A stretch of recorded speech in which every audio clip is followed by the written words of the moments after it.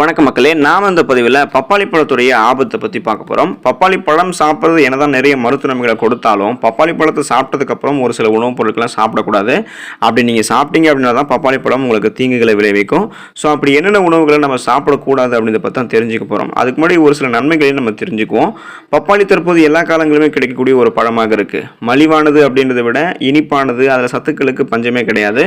பப்பாளி பழம் சாப்பிட்றது ஆரோக்கியத்திற்கு மிகவும் நல்லது. இந்த பழம் வயிற்றுக்கு மிகவும் நன்மை பயக்கும். இந்த பப்பாளி பழத்தை நீங்க சாப்பிட்றதால செரிமானம் உங்களுக்கு மேம்படும். சர்க்கரை நோயை கட்டுப்படுத்துறது, முதுமையை தடுக்கிறது உள்ளிட்ட பல நன்மைகளை கொடுக்கும். பப்பாளி ஆரோக்கியத்திற்கு நன்மை பயக்கும். ஆனால் நீங்க அதை சாப்பிட்டதுக்கு அப்புறம் தவிர்க்க வேண்டிய ஒரு சில உணவுப் பொருட்கள்லாம் இருக்கு. அது தெரிஞ்சுக்குவோம். அதை பத்தி பார்க்கறதுக்கு முன்னாடி இந்த வீடியோக்கு ஒரு லைக் கொடுத்துட்டு இந்த தகவலை உங்களுக்கு தெரிஞ்சவங்களுக்கும் ஷேர் பண்ணிடுங்க. இது அவங்களுக்கும் பயனுள்ளதாக இருக்கக்கூடிய ஒரு ஆரோக்கியமான பதிவு தான். இது போன்ற அப்டேட்ஸ்களை நீங்க தொடர்ந்து பார்க்கறதுக்கு நம்மளோட ஹெல்த் நியூஸ் சேனலை சப்ஸ்கிரைப் பண்ணிக்கோங்க. பக்கத்தில் இருக்கக்கூடிய பெல் பட்டனை கிளிக் பண்ணி ஆல் அப்படின்ற ஆப்ஷனையும் மறக்காம செட் பண்ணி வச்சுக்கோங்க. அப்பதான் நான் போடக்கூடிய எல்லா அப்டேட்ஸும் உங்களுக்கு நோட்டிஃபிகேஷன் அடிக்கடி வந்து சேரும். சரி வாங்க மக்களே, இப்போ வீடியோக்குள்ள போயிடலாம். பப்பாளியும் பால் பொருட்களையும் நீங்க வந்து எடுத்துக்கூடாது. பப்பாளி அப்புறம் பால் பொருட்கள் நீங்கள் சாப்பிடக்கூடாது. இப்போ இந்த மாதிரி பார்த்தீங்கன்னா பால், தயிர், பாலாடை கட்டி, வெண்ணெய் போன்ற எந்த பால் பொருட்களையுமே நீங்கள் உட்கொள்ளக்கூடாது. பப்பாளியில் இருக்கக்கூடிய என்சைம்கள் வந்து பால் பொருட்களை ஜீரணிக்க ரொம்பவே கஷ்டப்படும். ஸோ பப்பாளி செரிமான அமைப்புக்கு நல்லது அப்படின்னாலும் பப்பாளி பழத்தை சாப்பிட்டதுக்கப்புறம் ஏதாவது பால் சார்ந்த பொருட்களை நீங்கள் எடுத்துக்கொண்டீங்க அப்படின்னா உடனே எடுத்துக்கிட்டீங்க அப்படின்னா செரிமான அமைப்பு அதை டைரெக்டாக பாதிக்கும். இதனால் வாயு பிரச்சனை உங்களுக்கு ஏற்படும். அப்புறம் வெள்ளரிக்காயும் பப்பாளியும் நீங்கள் எடுத்துக்கூடாது. பப்பாளி சாப்பிட்டதுக்கப்புறம் நீங்கள் வெள்ளரிக்காய் சாப்பிட்றத தவிர்க்கணும். வெள்ளரிக்காயில் அதிக நீர் சத்து இருக்கிறதால வயிற்றில் நீர் தேங்க ஆரம்பிச்சிடும். இது வாயு, வீக்கம் மற்றும் வயிற்றுப்போக்கு போன்ற பிரச்சனைகளை வந்து உங்களுக்கு ஏற்படுத்தும். ஸோ அதனால் பப்பாளியும் வெள்ளரிக்காயும் நீங்கள் சேர்த்து சாப்பிடாதீங்க. பப்பாளியும் குளிர்ந்த நீரையும் நீங்கள் வந்து சில் வாட்டரையும் சேர்த்து சாப்பிடக்கூடாது. இப்போ பப்பாளி சாப்பிட்ட உடனேயே நீங்கள் குளிர்ந்த நீரை குடிச்சிங்க அப்படின்னா பல செரிமான பிரச்சனைகளை அது உங்களுக்கு உண்டாக்கும். அதோட வளர்ச்சிதை மாற்றம், ஸோ மெட்டபாலிசத்தையும் உங்களுக்கு வந்து டைரெக்டாக போயிட்டு பாதிக்கும்.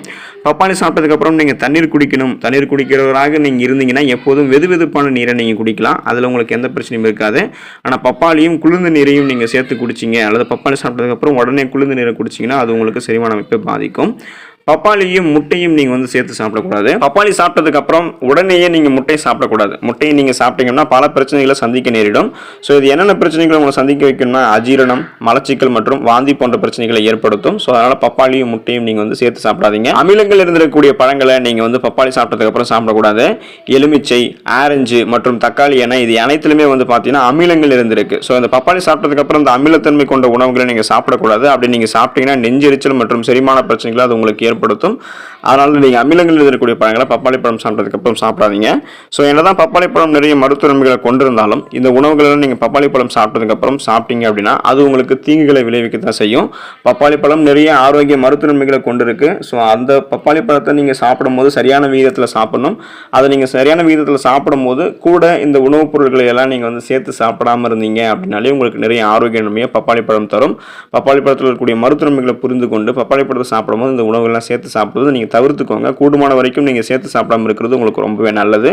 பப்பாளி பழத்தை சாப்பிட்டு ஆரோக்கியமாக இருங்க. அதில் கூடிய மருத்துவ நன்மைகளை பெற்று நலமோடு வாழுங்க. நன்றி மக்களே.